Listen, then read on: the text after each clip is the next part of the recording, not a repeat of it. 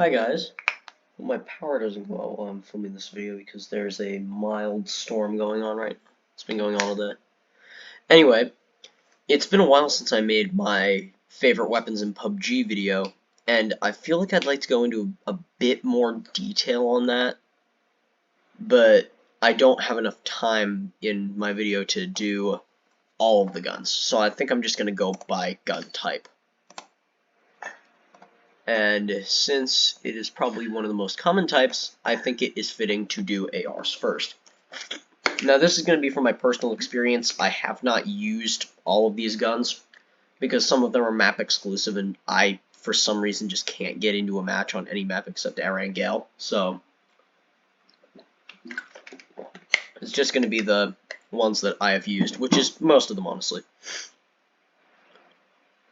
This is basically just like a stats overview telling you what I like and dislike about each gun and, like, is there any reason you should use it over another gun. First off, we're going to start at the top of the list, the AKM. So the AKM is a Russian 7.62 assault rifle. It's one of the most famous assault rifles in the world. And it uses 7.62, it's got 30 round magazines. It has a scope attachment point, stock attachment point. Does it have a stock attachment? Maybe it doesn't, I'm not sure. I don't use too many of them. Magazine and muzzle. Does not have foregrip mountings or anything like that. So it's pretty good if you're just going to use it as a bare bones assault rifle. They're pretty common, they're pretty easy to find. So if you're just looking for a bare bones assault rifle, the AKM, like, there's no objective reason that you shouldn't pick it up. However, there are a lot of better guns. We'll go over those in the future. But it's pretty powerful, has quite a bit of damage. The recoil is pretty severe, though. And since you can't mount foregrips, that eliminates one of your ways to mitigate recoil. But it's okay. I like it. It's just full auto and semi-auto, though. Doesn't have full select fire. Okay, next is the M16A4, American assault rifle. This has burst fire only. It doesn't have full auto, however you can buy a full auto mod for it. Doesn't have foregrip mounting points, only magazine, scope, muzzle, and stock. I think it has a tactical attachment point, and I'm not totally sure if you can mount canted sights on it or not. But it has a pretty good base sight group, so you don't, like, absolutely need a scope on this one. And it's got a pretty long barrel, so it has good damage. Like I said, it only comes with burst fire. It's chambered in 5.56, which is a pretty easy ammo type to come by.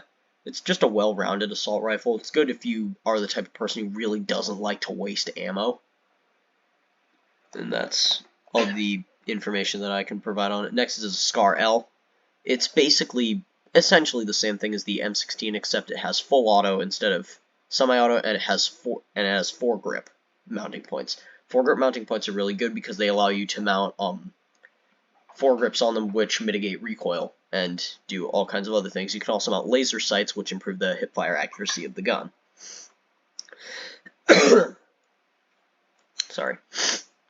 Anyway, the Scar is pretty good. It has 30 round mags, 40 rounds with an extended mag, can be equipped with drum mags.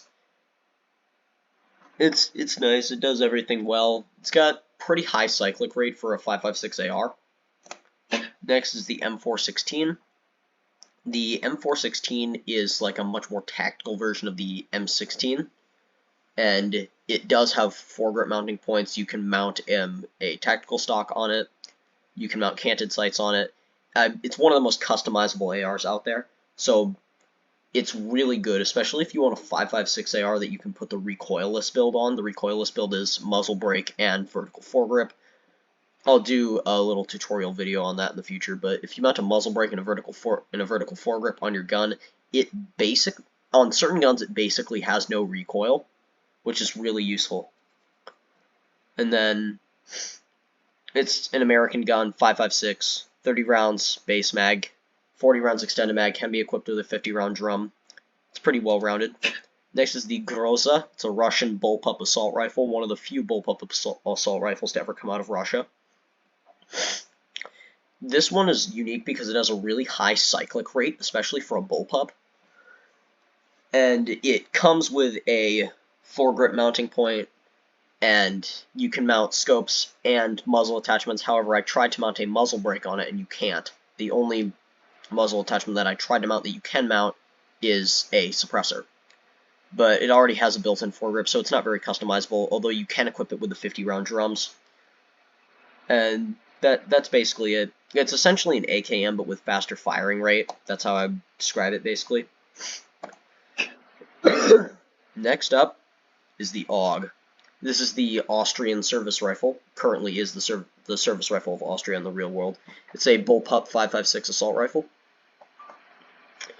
And this one is good. It used to be a crate-only gun, but now you can find it in just regular matches, which is really cool.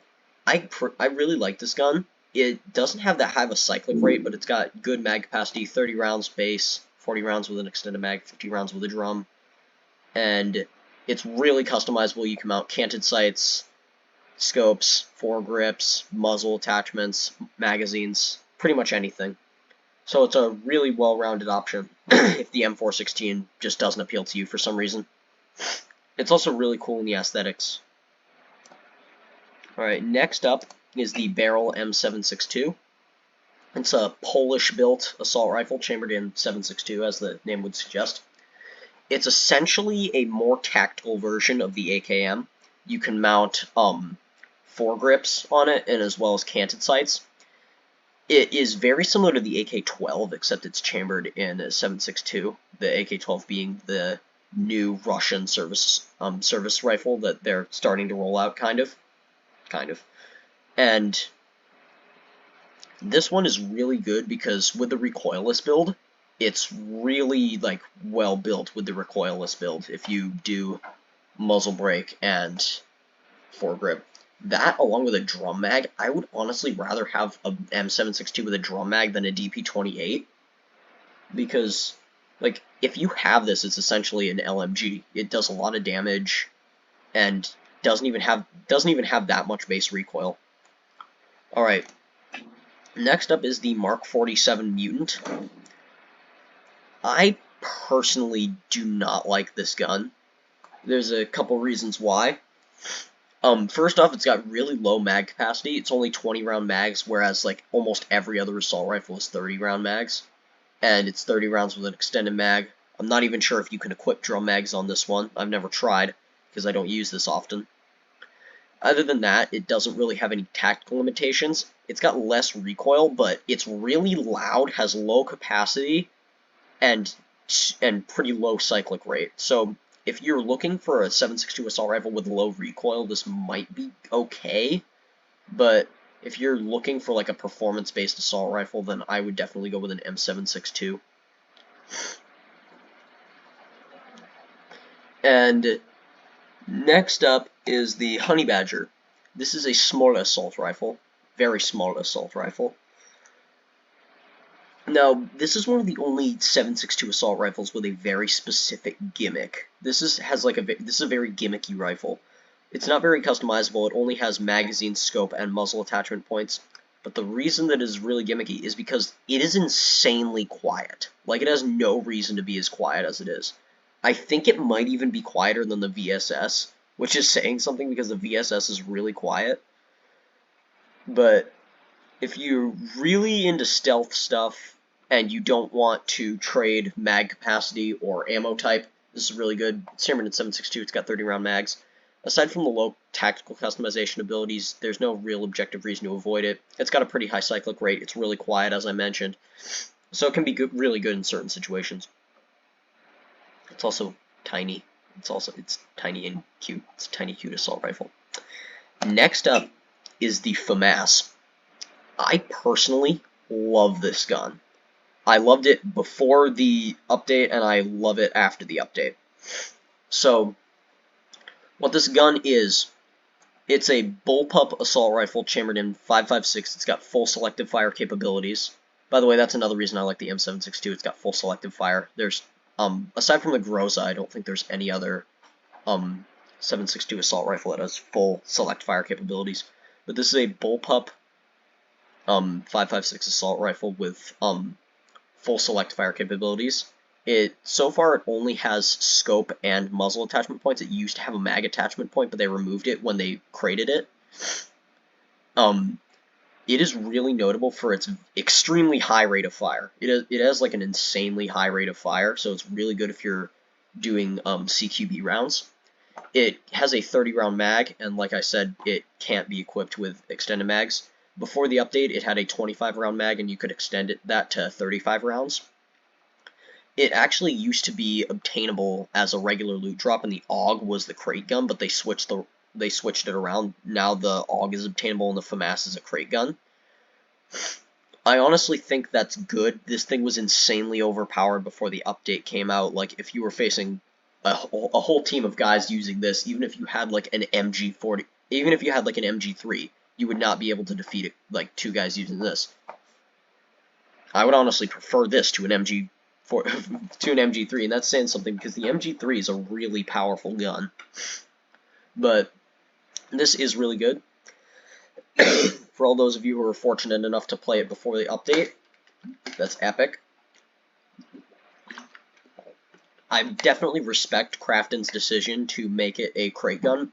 Part of me is disappointed about it, but the other part of me like totally understands, because this was just way too overpowered to be like a regular loot drop gun, even as rare as it was. And I would personally rather they put it in a crate than nerf it or make it rarer. Next up, last one, Ace 32. This is the newest assault rifle. It's a long-barreled assault rifle chambered in 7.62. It is essentially the M762, but without full select fire. It only has auto and semi-auto. Aside from that, it's pretty similar. It's got good cyclic rate, pretty good tactical capabilities. There's no really objective reason to avoid getting one of these. However, if you have one of these and you come across an M762, I would highly recommend switching it out for the M762. But if you can't find an M762, this is a very good alternative. Now, the one that is my personal favorite is definitely the FAMAS. Sorry, I'm a little sick. Now, I liked it a lot more before the update. Like, I enjoy the update because the AUG is obtainable, and I've had a lot of fun experimenting with the AUG. Now, I don't have to deal with facing guys using this if I don't find one. I don't have to worry about not being able to find one or not. Although, I really did like it when it had like the extendable mag. They also made it look not ugly in the new update. Like, before, it had like a solid black camo with a really weird chopped off stick mag, and it didn't have this handguard, and it made it look super ugly. But now it definitely looks really cool. And although it's not really obtainable in game, so as a replacement, my favorite assault rifle would probably be the M762. M762 just resonates with me because it's full select fire enabled, decent cyclic rate. It's really good with a recoilless build, and it's just all around just a very good gun if you're going for a performance-based gun that's chambered in 7.62. So those are the two that I would recommend. As for a 5.56 assault rifle that I would choose, I'm kind of like split between the AUG and the M416. The M416 is a little bit easier to find, but I feel like the AUG is just like a tiny little bit better. They can both be equipped with a recoilless build. They can both be equipped with drum mags. There's not really any differences between the two. It's just like, which do you prefer? Do you prefer the bullpup, or do you prefer the normal? I don't know. I personally kind of prefer the AUG, but there's no objective reason to use the AUG over the M762. Anyway, I hope that was a nice, informative video. I'll be posting more videos like this. Probably post some more this weekend. That is, if the storm doesn't knock out my electricity. Anyway, bye guys, I'll see you later.